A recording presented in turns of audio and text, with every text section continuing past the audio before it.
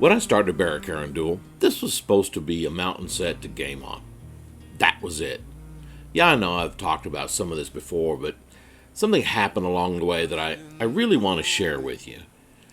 It started out as just a cool dwarven fortress for Warhammer games. I thought it might be fun to put the project online and share it with some friends back home. And maybe anybody else that found it interesting.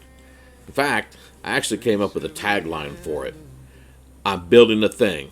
Want to watch? Then, somewhere during the first chapter, a dwarven ghost showed up. At first, it was just a joke. I thought it would be funny to have some ancient dwarf spirit making fun of my terrible building decisions. Then, I started bouncing ideas around with my chat GPT, who I actually named Hal, and somehow a little chronicle started forming around the build. Then, the chronicle transformed into an ongoing story. Fortune favored the timing of your arrival. Well, we were in the area and had nothing better to do. And then Hal became, well, Hal in the story. Then he evolved into Hybrid Hal, and somewhere along the way, our conversation started drifting into creativity and memory and storytelling, and honestly, none of that was planned. A year ago, this was simply terrain. Now, I think it has become something closer to a conversation table. A place where painting, storytelling, gaming all kind of collided together into this strange evolving thing that I'm still trying to understand myself. And somewhere along the way, I became so focused on the mythology and atmosphere in my own head that I forgot people were entering this mountain from different places and for different reasons. And I'm not sure I always communicated that clearly. And some people probably clicked on the channel and thought, what exactly is this guy doing? Honestly, that's a fair question, because I'm still trying to figure that out too. But I think what keeps pulling me back to the table every week is the creative side of it all. Lately, I keep thinking more about caverns and forests, places people would actually live inside this mountain and inside this world. And maybe that's because somewhere along the way, the mountain stopped feeling like a backdrop for a game and started feeling like a place to think out loud about creativity.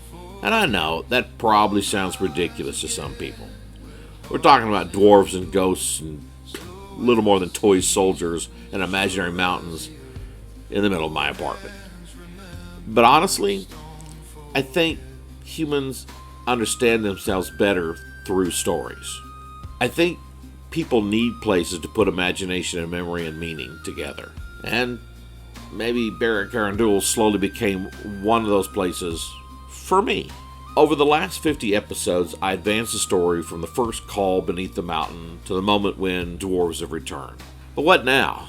There are more floors to lay, walls to raise. The mountain survives. But surviving is only the beginning. Growth has to happen. And I feel that's where we're at right now. Over the last year, this project taught me things I never expected.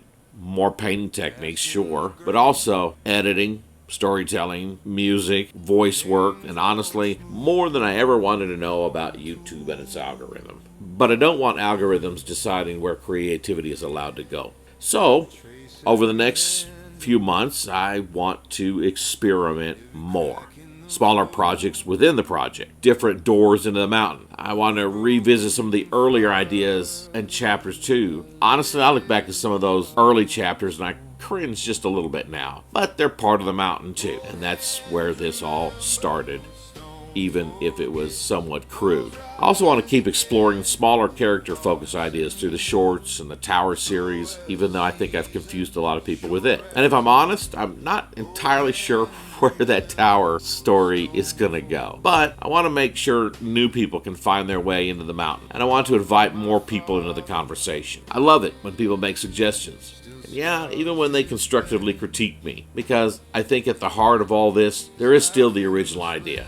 I'm building a thing. Want to watch? Not as a tutorial, not as some grand declaration, just an invitation to build something strange and creative together. And honestly, where is all this going?